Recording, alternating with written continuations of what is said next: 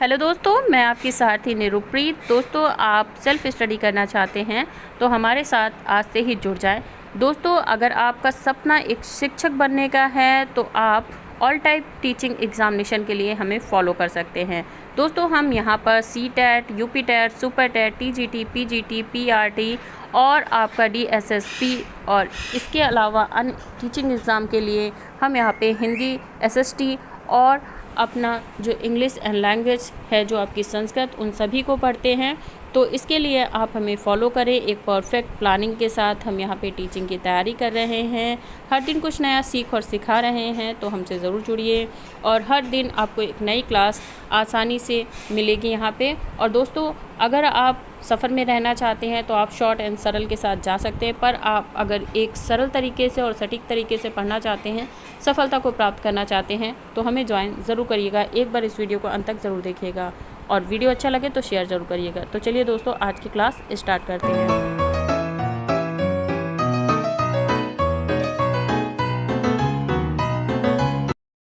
Hello दोस्तों, तो हम तैयारी कर रहे हैं यूपीटीसीटी और पीजीटी की। तो अगर आप भी तैयारी करना चाहते हैं फ्री ऑफ कॉस्ट, आपको बहुत से पेड कोर्स मिल रहे होंगे, पर हर कोई जो है पेड कोर्स परचेज़ करने के लिए समर्थ नहीं होता है, तो आप फ्री में भी फुल जो है यूपीटीजीटी, अगर आपका सब्जेक्ट जो है ज्योग्राफी है, तो आप कैसे यहाँ पे जो है हमारे साथ तैयारी कर सकते हैं।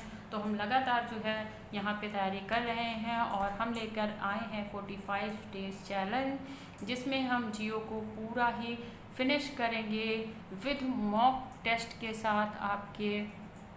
तो आपको करना कुछ नहीं है, बस हमें जो आपको वीडियो अच्छा लगता है या कोई कन्फ्यूज़न है तो कमेंट सेक्शन में करें। वीडियो अच्छा लगता है तो लाइक करें और अपने ज़्यादा से ज़्यादा दोस्तों को शेयर करें जो कोर्स जो है पेड कोर्स ख़रीद नहीं सकते हैं या इतना ज़्यादा जो खर्चा आता है आगे की स्टडी में वो नहीं कर सकते हैं, तो उन्हें ये वीडियो ज़रूर शेयर करिएगा, एक इंसानियत के नाते, एक अच्छाई और भलाई के नाते। तो इससे पहले वीडियो में हमने सौरमंडल को पढ़ा, स्थल मंडल को पढ़ा और वायुमंडल को पढ़ा। तो यहाँ पे अभी जो हम पढ़ रहे हैं, बस 3 दिन मुश्किल से और लगेंगे, 3 या 2 दिन, जिसमें हम पूरे जो इम्पॉर्टेंट टॉपिक निकाले हैं। हमने यूपी टीजीटी की जो बुक है, पीजीटी की, तो इसमें जो है यूथ की बुक से जो प्रीवियस ईयर के पेपर है उनका जो मोस्ट इम्पॉर्टेंट सेक्शन है, इतनी मोटी बुक का हमने निकाला है। बाकी मैंने आपसे पहले भी कहा था कि अगर आप चाहते हो कि इस मोटी सी मोटी बुक को हम किस तरीके से 10 से 12 दिन में ईज़िली पढ़कर फिनिश कर सकते हैं, उसका जो तरीका है क्या होता है, तो उसको जो है हम फास्टेस्ट रीडिंग में जो है आपके साथ डिस्कस कर सकते हैं। अगर आप चाहते हो तो प्लीज़ कमेंट करिएगा और बताइएगा क्या मैं ये जो है करूँ या नहीं करूँ, आपको ये जानना है कि नहीं जानना है। बाकी जो अपकमिंग एग्ज़ाम होंगे उसके लिए भी आपके लिए यूज़फुल रहेगा, ठीक है। तो चलिए फास्टेस्ट रीडिंग भी हम करेंगे, बट फिलहाल अभी हम जलमंडल पे आ जाते हैं। बाकी आपने मेरे जो पहले की वीडियो नहीं देखे हैं तो प्लीज़ उन्हें देखिएगा। और अगर आप एक शिक्षक बनना चाहते हैं, फ्री ऑफ कॉस्ट जो आप कोर्स प्राप्त करना चाहते हैं, तो हमारे चैनल से अभी देखते और परखते मत रहिए। आपको एक चीज़ बता दूँ, जो नया होता है वो सबसे बेहतर होता है, क्योंकि वो उभर रहा होता है और युवा जो होता है वो हमेशा स्वचालित रहता है। तो आपको पता होगा, अगर आप एक शिक्षक बनना चाहते हैं तो आपने इतनी रिसर्च तो कर ही रखी होगी। बाकी ज़्यादा से ज़्यादा एक जगह अगर आप ट्रस्ट करते हो, अगर विश्वास करते हो, तो आप सफलता ज़रूर पाओगे। बाकी अगर आप यही डिसाइड करते रह जाओगे एग्ज़ाम तक के, यहाँ से पढ़े वहाँ से पढ़े, ये वाला पेड कोर्स खरीदेंगे तभी हम पास हो पाएंगे, तो ये सारी जो कन्फ्यूज़न है दोस्तों, पहले तो उसे छोड़ दें, ठीक है। बाकी बड़ी बड़ी बातें मैं नहीं कर रही हूँ, बट आप यहाँ से पढ़ते हो, उसके बाद जब आप यूपी टीजीटी जो अपकमिंग एग्ज़ाम है आपका रिसेंटली होने वाला है, उसे आप देकर आओगे, फिर आप कमेंट सेक्शन में आकर ज़रूर करिएगा कि आपके कितने नंबर आए, ये ज़रूर बताइएगा कि, ठीक है। तो चलिए अब हम शुरू करते हैं बिना वक्त गवाए। तो 3 जो टॉपिक है हमारे वो हम फिनिश कर चुके हैं। चौथा टॉपिक है हमारा जलमंडल, ये भी बहुत बड़ा नहीं है, इससे ज़्यादा क्वेश्चन नहीं आते, कम आते हैं। तो 45 डे का जो है हमारा चैलेंज चल रहा है, उसमें हम फटाफट जो है अपना जो मोस्ट इंपॉर्टेंट पॉइंट्स है उसे डिस्कस कर रहे हैं। देन उसके fastest reading of previous paper करेंगे। देन उसके बाद जो हम नोट्स हैं, हैंड राइटिंग नोट्स जो मैंने लिख रखे हैं, मोस्ट इंपॉर्टेंट पॉइंट्स जो हैं, सेक्शंस जो हैं, उनको हम क्लियरली जो है कर देंगे। और उसके बाद जो है लास्ट में जो है हम प्रीवियस ईयर के पेपर जो है सॉल्व करेंगे। देन उसके बाद जो हम करेंगे वो है हमारा मॉक टेस्ट, साथ ही साथ करते चलेंगे। तो चलिए अगला जो टॉपिक है उसे डिस्कस करते हैं। जलमंडल में सबसे पहले तो है जलप्रपात जो होते हैं और किस देश में हैं, उसके बारे में जो ज़्यादातर क्वेश्चन पूछे जाते हैं, ठीक है, वो आपका जीके से भी बेस रिलेट करता है। देन उसके बाद जलमंडल के जो पोर्शन में है, ज्योग्राफी में, यूपीटी, जीटी एंड पीजीटी में, वहाँ पे भी आपका करता है। तो जलप्रपात की बात करते हैं तो नियाग्रा जो है वो कनाडा में है, एंजिला जो है वेंजुलिया में है, और योसेमाइट जो है आपका कैलिफोर्निया में है, गेट कामनान जो है युगाना में है, और डेल्टा जो है वो है आपका कनाडा में। तो सिंधु नदी अरब सागर में गिरती है, ये सभी को पता है। और इसका जो उद्गम क्षेत्र है वो क्या है, कैलाश हिम है, और इसकी जो लंबाई है वो 2880 किलोमीटर है। और अगर यदि बात करें इसकी सहायक नदियों की तो है सतलज, चिन्बा, रावी और व्यास, झेलम। तो इससे रिलेटेड जो है शॉर्ट ट्रिक जो है मैंने अपने शॉर्ट वीडियो में डाल रखी है, तो आप उसे वहाँ से देख सकते हैं, ठीक है। अगला जो पॉइंट है वो ये है कि जो मिस्र की नील नदी है वो क्या है, तो मिस्र की नील नदी जो है सबसे लंबी नदी है, और इसका उद्गम जो है वो विक्टोरिया झील से हुआ है। अफ्रीका के कांगो विश्वत को जो है ये 2 बार काटती है, और मकर रेखा को जो है ये 2 बार काटती है, ठीक है। तो अफ्रीका के जो कांगो है विश्वत को 2 बार काटती है, और लिम्पियो नदी जो है, तो जो हमारी ये मिस्र की नील नदी है ये हमारी काटती है अफ्रीका के कांगो विश्वत को 2 बार काटती है, और लिम्पियो नदी जो है हमारी मकर रेखा को 2 बार काटती है। तो ये क्वेश्चन बनता है कि कौन सी नदी जो है, विश्व की कौन सी नदी जो है वो हमारी कर्क रेखा को या विश्वत रेखा को 2 बार काटती है। तो मकर को कौन सी काटती है, वो आपको लिम्पियो नदी, और कर्क रेखा को जो हमारी काटती है वो हमारी कौन सी हो गई, नील नदी, ठीक है। अगले पे आ जाते हैं कि जो स्ट्रक्लाइट है निश्चित, जो जिसे कि हम स्ट्रकमाइट कहते हैं, निरपेक्षणात्मक स्थलीकरण है। तो कैसा है, ये भूमिगत जल के कारण होता है, और ये क्या है, जैसे चूना पत्थर स्थलीकरण जब होने लगता है तो गुफाओं की जो छत होती है वो निरपेक्ष जल से साथ जो है बहने लगती है, और गुफा की जो छत है ज़मीन की तरह एक स्तंभ जो है बन जाता है। कुछ इस तरीके से होता है कि ये जो है ये पूरा छट गया, और ये जो है ये जो छत जैसी यूँ करके जो एक आकृति है वो ऐसे ऐसे करके जो है बन जाती है, ठीक है। तो ये आकृति जो होती है इसे स्टेलाइट कहते हैं, स्टिक्लेकाइट कहते हैं, स्टिलेकाइट कहते हैं, ठीक है। और ठीक इसी के नीचे जो फर्श की छत होती है उसकी रचना इस तरीके से हो जाती है। समुद्र के सबसे गहरे भाग को जो है प्रशांत सागर महासागर में है, और इसमें जो है पृथ्वी की अधिक ऊंचाई माउंटेन एवरेस्ट जो है वो है, और इसकी जो गहराई है प्रशांत सागर में मैरियन गर्त में सबसे ज़्यादा होती है जो कि 1103 है, और ये है एक जो 11,022 मीटर है, और इन दोनों का लगभग जो है 20 किलोमीटर का अंतर होता है। अब ये है जो प्रशांत महासागर की पेटी है उसमें भूकंप के जो वितरण संबंधित है तो वो कितना है, तो 63 भूकंप आते हैं, 63% जो आते हैं जिन्हें मापा में, और रिएक्टर जो है पैमाना है जो 0 से 9 किलोमीटर है, ठीक है, रिएक्टर पे जब नापा जाता है इसको। तो विषुवत रेखा के जो विशेष हैं, ज्वार भाटा के समय जो है अंतश होते हैं, और जो कि 12 से 26 घंटे का भाटा, और जो ज्वार रहता है वो 6 से 13 मिनट का रहता है, ठीक है। अब जो मोस्ट इम्पोर्टेंट पॉइंट है उसमें ये है कि आकर्षण शक्ति से जब सागर में जब जल जो है उथल पुथल होता है चंद्रमा और सूर्य की आकर्षण के कारण, तो उत्तर के जो नीचे जो होते हैं उसे ज्वार भाटा कहते हैं, जो ऊपर से नीचे की ओर आते हैं, मतलब जो ऊपर है जो यूं करके लहरें जब यूं करके गिरती हैं तो इसे क्या कहते हैं, ज्वार भाटा, ठीक है। ज्वार जल ऊपर उठाकर आगे की ओर बढ़ता है, जो कि जिसकी स्पीड क्या होती है 12 घंटे 26 मिनट। भाटा जो होता है वो नीचे की ओर गिरता है, नीचे से पीछे की ओर बढ़ता है, जैसे लहरें जैसी होती हैं वो दिखती हैं ना वैसे, तो वो होता है भाटा। तो ये ज्वार भाटा होता है, एक बार ऊपर की ओर फिर एक बार नीचे की ओर बढ़ जाती है। तो समुद्र में ये जो प्रक्रिया है आपको देखने को मिल जाएगी रात के समय बहुत अच्छे से, ठीक है, और जो कि 6 घंटा और 13 मिनट की होती है। अब अगले पे आ जाते हैं। अगला क्या है, लघु ज्वार भाटा जो है वो क्या होता है, लघु होता है और एक दीर्घ होता है। लघु क्या है, चंद्रमा के समय जब प्रत्येक मास शुक्ल पक्ष को कृष्ण पक्ष की सप्तमी को, यानी चंद्रमा के सूर्य जो है चंद्रमा के जब समकोण स्थिति आती है तो जो इसका परिणाम स्वरूप है सूर्य चंद्रमा ये जो है ज्वार उत्पन्न करता है, और इसी बल के कारण जो है जिसमें लघु ज्वार भाटा आता है। पृथ्वी के खारे या मृदु जल का जो अनुपात है वो कितना है, तो 9.7/0.3 जो है इसका शुद्ध जल का अनुपात है। अगर बात करें शिलक जो है सिकले मानव के अनुसार विश्व जल की, तो महासागरीय जल जो है उसमें 97% है आपका, 25 97.25 है। मृदुल जल की बात करें अगर तो 2.53 है, और अगर बात करें हिम जल की तो वह 2.05% है। भूमिगत जल की बात करें तो 0.68% है। तो टैंक सिंचाई की अगर बात करें तो कितने में होती है, ठीक है। तो नेक्स्ट टॉपिक पे हम आ जाते हैं। अब अगला क्या है, जो आपकी टैंक सिंचाई पद्धति हो दक्षिण पठार और तालाब द्वारा सींची गई है, और तमिलनाडु राज्य, आंध्र प्रदेश, मध्य प्रदेश, तेलंगाना, कर्नाटक में ऐसी सिंचाई जो है की जाती है। बिहार का अगर शोक कहें तो आपको पता है बिहार के शोक से इससे जो है क्वेश्चन तो कहीं ना कहीं अगर आपको मिल ही जाता है, मोस्टली क्वेश्चन जरूर मिल जाता है। बिहार का शोक किसे कहते हैं, तो कोसी नदी को कहते हैं। और ये जो है गोसाइन पर्वत शिखर से यानी तिब्बत जो दक्षिणी पठार है वहाँ से प्रवेश करती है, और कई धाराओं के बाद जो है भागलपुर गंगा नदी में गिर जाती है। सिंधु सहायक नदी जो है तिब्बत मानसरोवर की झील के पास जो है चमकरात ग्लेशियस या फिर जिसे कि हम बोखरचू से निकलती है, और इसके स्रोत जो हैं वो पश्चिमी दिशा में 320 मीटर दूरी तक जो है बहने वाली है। और ये जम्मू तथा कश्मीर के जो भारत में प्रवेश करके लद्दाख, गिलगित से आती हुई सहायक नदियां जो हैं इसकी सतलज, व्यास, रावी, चेंबा और झेलम है। अरब सागर की अगर बात करें तो अरब सागर में कौन सी नदी गिरती है, तो नर्मदा जो कि एमपी से है। अमरकंटक चोटी जिसकी 1057 मीटर है, और भरचोर के निकट जो अरब सागर के खंबात की खाड़ी में गिरती है।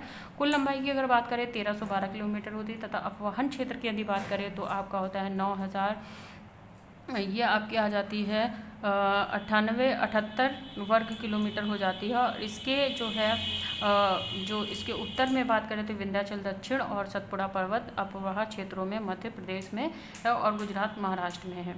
अगले में आ जाते हैं कि दो क्रमिक ज्वारों के मध्य जो अंतर होता है वो मैंने पहले भी आपको पढ़ाया, दिवस कौन सा है, दैनिक कौन सा है, अर्ध कौन सा है। तो 24 घंटे 52 मिनट का जो चंद्र दिवस होता है, दैनिक ज्वार जो होता है वो 24 घंटे 52 मिनट का होता है। अर्ध ज्वार जो होता है वो 12 घंटे 20 मिनट का होता है। और जो जलधारा है वो इसमें अन्य जो है वो घट जाती है।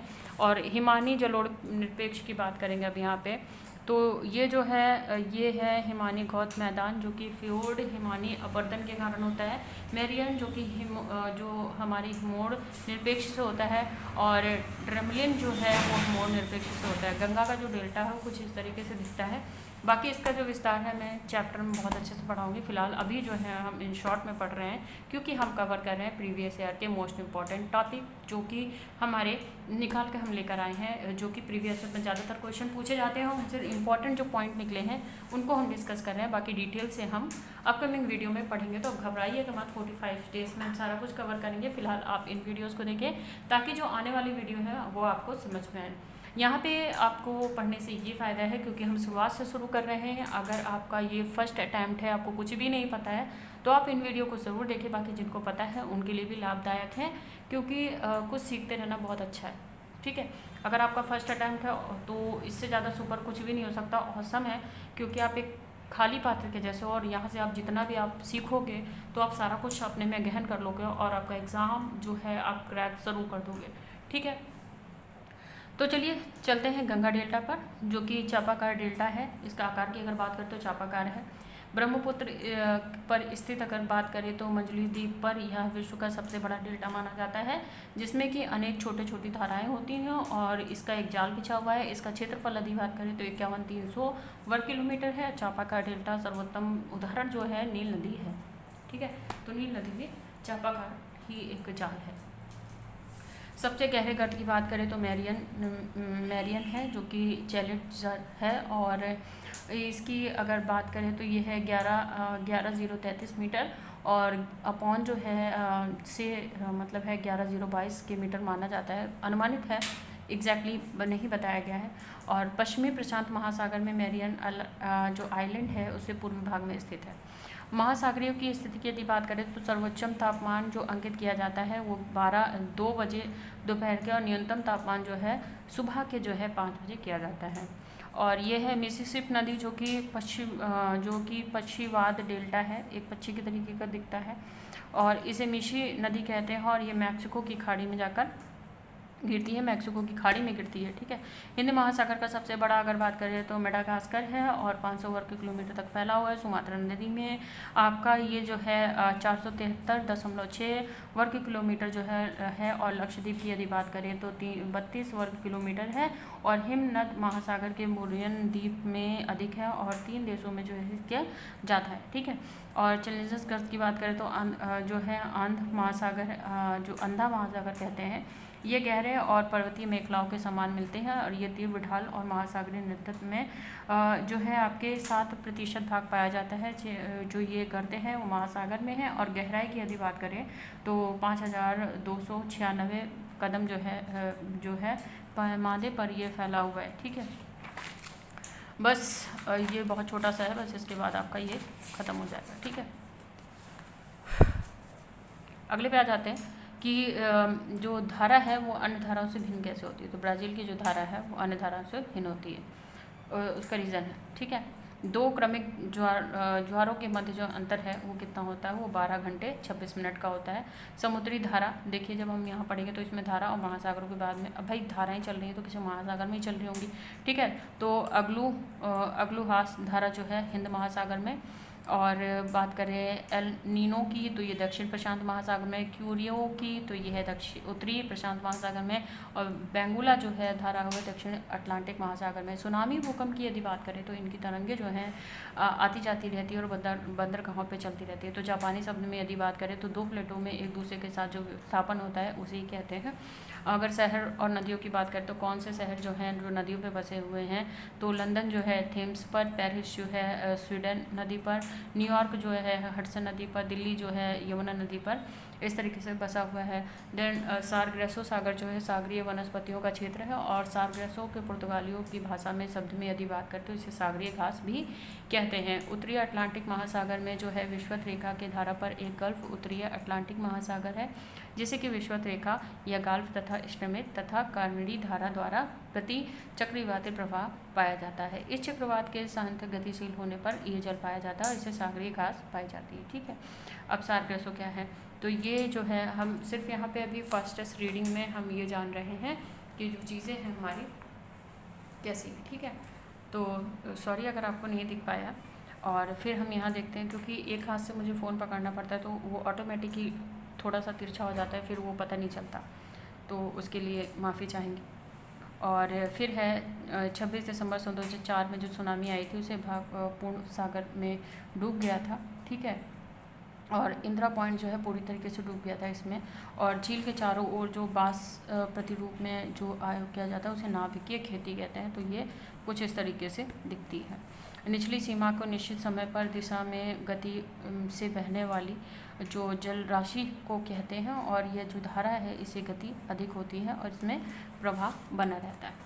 सर्वाधिक लवणता यमराज सागर में बात करें तो जो समुद्री जल है औसत लवणता जो है इसमें ज़्यादा होती है और 35 प्रति हज़ार होती है। और सामान्य खारेपन की यदि बात करें तो जो खींची गई रेखा है वो जो है उसे ही हम समलवण रेखा कहते हैं। और मृत सागर में 240% और काला सागर में जो है वो हमारी 15 से 18% और लाल सागर में जो है वो हमारी 37 से 41% जो होती है।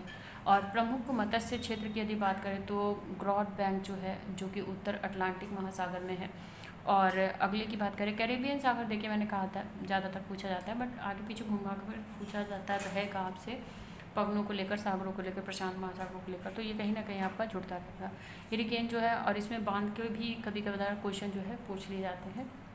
हेरिकेन अटलांटिक महासागर के पश्चिम द्वीप के समूह के चारों ओर चलने वाली भयंकर चक्रवाती तूफान है। इसी की जो गति होती है वो 120 किलोमीटर पर आवर होती है। अब बात करते हैं गल्फ स्ट्रीम धारा जो प्रभावित होती है वो आंध्र महासागर के पश्चिम तट पर खाड़ी जो है खाड़ी की धारा होती है। स्वेज नहर की यदि बात करें तो ये एक जोड़ती है कैरेबियन सागर व प्रशांत महासागर को। ये क्वेश्चन जो है आपका 21 में भी पूछा गया था, ठीक है। तो ये क्वेश्चन आपका आ चुका है। और निर्माण जो हुआ था इसका 1869 में हुआ था। इसकी लंबाई जो है 165 किलोमीटर और जो इसका गहराई की बात करें तो 15 किलोमीटर जो इसकी गहराई है, ठीक है। रिंग ऑफ फायर जो होती है प्रशांत महासागर के चारों ओर जो है रिंग ऑफ फायर होती है, ज्वालामुखी मुख्य होते हैं और इसमें दोनों भागों में जो है द्वीप और चापों से ये घिरा होता है, ठीक है। और सागरों की अधिकतम लवणता की यदि बात करें, पहले भी हमने लवणता की बात करी थी, उसकी रेखा की बात करी थी, पर लवणता की बात करें तो 20 डिग्री से लेकर 40 डिग्री जो है उत्तरी अक्षांशों के मध्य जो होती है इसमें अधिकता ज़्यादा होती है। गर्त की बात करें और महासागरों की बात करें तो गर्त भी हम इसी में पढ़ेंगे, जलमंडल में ही, ठीक है। जब पानी की बात करेंगे तो पानी पे व्याप्त होने वाली सभी चीज़ों की हम बात करेंगे। अब आ जाते हैं गर्त पे, जो कि जो आपके चैलेंजर गर्त हैं उत्तरी प्रशांत में, और जो चैलेंज हमें कहाँ आते हैं, उत्तर देने में, ठीक है। तो अगर आप कहें चैलेंज तो उत्तर देने में हमें चैलेंज जो होता है, चैलेंज का सामना करना पड़ता है, वही गलत नहीं होना चाहिए, ठीक है। एग्जाम देंगे तो आप चैलेंज का सामना करोगे। तो उत्तरी प्रशांत महासागर, प्रश्नों के उत्तर देने के लिए हमें चैलेंज फेस करने पड़ते हैं कुछ तरीके के, ठीक है, पढ़ना पड़ता है, तो ये चैलेंज होते हैं। तो इसी तरीके से हम ये चैलेंजर गर्त को हम याद कर लेंगे। सूडान, जो हमारा ये सूडान गर्त है, तो सूडान गर्त जो है उत्तरीय, तो जब हम सफलता प्राप्त करते हैं तो भी हम उत्तर देने के बाद ही जो प्रश्न उत्तर होते हैं उनको सॉल्व करने के बाद करते हैं। और अगला जो है हमारा ये है वर्ल्ड रिव्यू गर्त, जो है ये दक्षिण प्रशांत है। तो जब हम वर्ल्ड की कोई भी ट्रॉफी जो है प्राप्त करते हैं, वर्ल्ड ट्रॉफी जो प्राप्त करते हैं वो हम दक्षता से जो है प्राप्त करते हैं। किससे प्राप्त करते हैं? दक्षता से, ठीक है। तो जब हम दक्ष हो जाते हैं, यानी वर्ल्ड वियर्स गर्त जो है हमारा, जब हम दक्ष हो जाएंगे तो हमें वर्ल्ड की ट्रॉफी मिलेगी।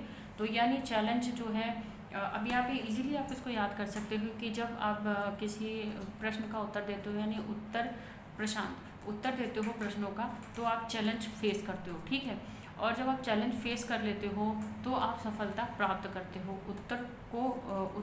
जब प्रश्न उत्तर सॉल्व करते हो, चैलेंज फेस कर लेते हो, तो आप सफलता प्राप्त करते हो, ठीक है। और जब सफल हो जाते हो तो वर्ल्ड की जो ट्रॉफी है आपको मिलेगी, वो किस वजह से मिलेगी? आपको दक्ष होने की वजह से मिलेगी, ठीक है। तो ये भी अब देखिए कितनी अच्छे से जो है आप इसको यहाँ पे याद कर लेते हो। सहजता से पढ़ने के तरीकों को ही हम ट्रिक का नाम देते हैं, बट शॉर्ट जैसा कुछ भी नहीं होता। शॉर्ट से जो है आप एग्ज़ाम क्रैक नहीं कर सकते। तो मैं हमेशा बताती हूँ और अभी भी कहूँगी कि आप पढ़ोगे नहीं तो सफल रहोगे नहीं, ठीक है। तो पढ़ना ज़रूर है, आगे बढ़ना ज़रूर है, ठीक है। अब आ जाते हैं टांगर्त पर, जो कि मध्य दक्षिण प्रशांत पे, ठीक है। और इन्हीं के बीच जो है आपको रहना है, ठीक है, सफलता और वर्ल्ड की ट्रॉफी के बीच। अब कनारी धारा क्या होती है और कैसे आती है? तो ये जो है एक ठंडी धारा है आपकी, ठीक है। और अफ्रीका पश्चिम की तट से निकलने वाली मेडिटेरेनियन जो विस्तृत के बीच बहती है, और ये ठंडी जलधारा है। जलधाराएँ देखिए जो आपकी है, मोल्ट धारा है दक्षिणी प्रशांत में, और जो आपकी फ्रैक्ट लेटर है वो दक्षिणी में है। मोजाम्बिया धारा जो है हिंद महासागर में, लेपोडोरा जो है जो है आपकी उत्तरी अटलांटिक महासागर में है। देन बस इतना ही है, देन उसके बाद ओवर, ठीक है। जलधारा देखिए मैंने आपको पहले बताया था, विषुवत रेखा के ध्रुवों की ओर गर्म जलधारा बहती है, और बेगुलर जो है वो एक ठंडी जलधारा है, और पेरुवियन जो है आपकी वो भी ठंडी जलधारा है, कैनारी जो है वो भी आपकी ठंडी जलधारा है, ठीक है। अब मध्य अक्षांशीय घास के मैदान विश्व के विभिन्न देशों में अलग अलग नाम से जाने जाते हैं, जो कि शीतोष्ण प्रकार की घास है, ठीक है। तो घास एक ही है, बट उसको कहाँ पे किस नाम से जाना जाता है, ठीक है। स्टेपी भी कहते हैं उसको यूरेशिया में, हंगरी में इसे जो क्या कहते हैं पुछताछ कहते हैं, अर्जेंटीना में इसे पंपास कहते हैं, दक्षिण अफ्रीका में वेल्ट कहते हैं, ऑस्ट्रेलिया में डाउन्स कहते हैं, न्यूजीलैंड में इसे कैडबरी कहते हैं, और दक्षिण अमेरिका में इसे समशीतोष्ण घास कहते हैं, ठीक है। और उत्तरी अमेरिका में इसे बेरी या रोटी का कटोरा जो है उत्तरी अमेरिका को ही कहा जाता है, ठीक है। अगली बात आते हैं पर्यावरणीय दशा प्रकृति की संतुलन बनाने के लिए प्रमुख भूमिका होती है, ठीक है, राज्य, और ये है अभयारण्य। तो ये इंडिया का पोर्शन है, ये हम भारत में भी पढ़ेंगे, ये दोबारा रिपीट होगा हमारा जब भारतीय भूगोल पढ़ेंगे हम, तो भारतीय भूगोल में भी हमारा ये जो है ये रिपीट होगा। तो इसे एक बार यहाँ पढ़ लेते हैं, फिर वहाँ पे भी पढ़ेंगे, तो इसलिए इम्पोर्टेंट, इसलिए ज़्यादा ही इम्पोर्टेंट पॉइंट जो है आपका टॉपिक जो है हो जाता है, ठीक है। असम में जो है काजीरंगा है, उड़ीसा में आपका सिमलीपाल है, राजस्थान में आपका है केवल देव है ऋषिका, ठीक है। अगला है गुजरात, जो कि गिरी में है। अब प्रवाल भित्तियों की बात करें, प्रवाल भित्तियाँ क्या है, कोरल पॉलिश से बनी हुई होती हैं। प्रवाल कोटों के जो है अस्थि पंजरों के संकीर्ण निर्मित समुद्री स्थलीकृतियों को जो है प्रवाल भित्तियाँ कहते हैं, और जो कि चूना पत्थर तथा आपके जो डोल ड्रम हैं, डोलोमाइट जो हैं, और ये जो अवसादी चट्टानें हैं, इनसे निर्मित होती हैं। और कोरल पॉलिश स्वयं द्वारा निर्मित एक चूने की खोल है, जिससे कि जो कीटों की जो है शारीरिक असंख्यक पादप शैवाल जो है पाए जाते हैं, जिसमें कि ठीक है। और प्रकाशीय क्षेत्र की इकाई की अगर बात करें तो ये होती है 200 मीटर पाई जाती है, और इसमें वनस्पतियाँ प्रवाल भित्तियाँ जो है वो भी पाई जाती हैं, और इसे ही हम नैरोटिक जो मंडल है वो भी कहते हैं। तो नैरोटिक मंडल कहाँ पाया जाता है और क्या है, इसके बारे में बात की है। और जो हमारी क्यूरेशियस जलधारा है वो गर्म है और प्रशांत महासागर में तवाइन के रियो द्वीपों तक पहुंचती है। ये जो है अटलांटिक फेलोरिड जो है धारा है, और ये समताप में रखती है, ठीक है, समता में रखती है। और महासागरों की औसत लवणता मैंने पहले भी बताई थी, फिर से बता दे रहे हैं। इसमें लवण और इनकी औसतता की बात की गई है। सोडियम क्लोराइड 27.21, मैग्नीशियम 3.80, और मैग्नीशियम सल्फेट जो है 1.65, कैल्शियम सल्फेट जो है आपकी 1.26, पोटेशियम सल्फेट जो है 0.86, कैल्शियम जो है आपकी आ जाएगी, कैल्शियम सल्फेट जो है आपकी 0.12, मैग्नीज जो है बोरोमाइड जो है 0.076 है। और स्थिर तरंग सिद्धांत की यदि बात करें, जो हमारा दिया था RASS ने लब्से द्वारा जो है इसका गति का सिद्धांत दिया गया था, गति का सिद्धांत। और भारत का उच्चतम ज्वार क्षेत्र जो है गुजरात तट है, जिसे कि हम सक्रिय तट के कारण जानते हो। और इसका सबसे ऊंचा ज्वार भाटा जो है कनाडा यानी नोक्शिया की फंड खाड़ी में ज्वार उभार से होता है। तो आज के इस वीडियो में दोस्तों हमने जो है अपना जलमंडल भी ख़त्म कर दिया है। तो अभी हमारे जो पूरे हो चुके हैं सौरमंडल, स्थलमंडल, वायुमंडल और जलमंडल, ये हमारे 4 खत्म हो गए। अब इसके बाद हम पढ़ेंगे जैव मंडल। तो जैव मंडल पढ़ने के बाद हम जैव मंडल भी ज़्यादा बड़ा नहीं है, तो देखिए अब हम तो जैव मंडल भी सोच रही हूँ मैं आज ही फिनिश कर दूँ। तो अगर बहुत कम है तो जैव मंडल के मोस्ट इम्पॉर्टेंट पार्ट जो मैं आज ही फिनिश कर दूँ। तो चलिए मैं इसको फ़िलहाल अपकमिंग वीडियो में फिनिश कर दूँगी। देन उसके बाद हम आर्थिक भूगोल पढ़ेंगे, इसको मैप रीडिंग द्वारा भी पढ़ेंगे। फिलहाल हम एक सीक्वेंस जो है मोस्ट इम्पॉर्टेंट क्वेश्चन के पॉइंट्स की उसको पढ़ेंगे। फिर उसके बाद हम पढ़ेंगे अपना मानव भूगोल अधिवास पढ़ेंगे। इसे तो बहुत ही ईजी और बहुत ही अच्छे तरीके से बस 2 पेज जो है मोस्ट इम्पॉर्टेंट पॉइंट सारे निकाल दिए हैं, वहाँ पर पढ़ लेंगे। देन खत्म। भारत का भूगोल इसे थोड़ा डिटेल से पढ़ेंगे। देन उसके बाद विविध पढ़ेंगे, और विविध के बाद हमारा ज्योग्राफी पोर्शन जो है TGT PGT, यहाँ पे जो most important previous year paper के टॉपिक्स थे उन्हें हम फिनिश कर लेंगे। देन उसके बाद जो है हम जो है हमारे टॉपिक वाइज जो इसका डिस्कशन शुरू कर देंगे नोट्स को, यानी हम दिशा पे चलना भी शुरू कर देंगे। तो अभी की वीडियो में दोस्तों इतना ही। बस आपको एक रिक्वेस्ट है मेरी कि पढ़ते ज़रूर रहिएगा, साथ ही साथ वीडियो अच्छा लगता है या फिर जो लोग पेड कोर्स नहीं खरीद सकते हैं उनके लिए आप थोड़ी सी सहायता या सहयोग कर सकते हैं। सिंपली आपको करना क्या है कि उन्हें ये वीडियो शेयर कर सकते हैं। तो अभी की वीडियो में दोस्तों इतना ही। अगली वीडियो में जैव मंडल को पढ़ेंगे। Thanks for watching my video friend. Bye bye friend.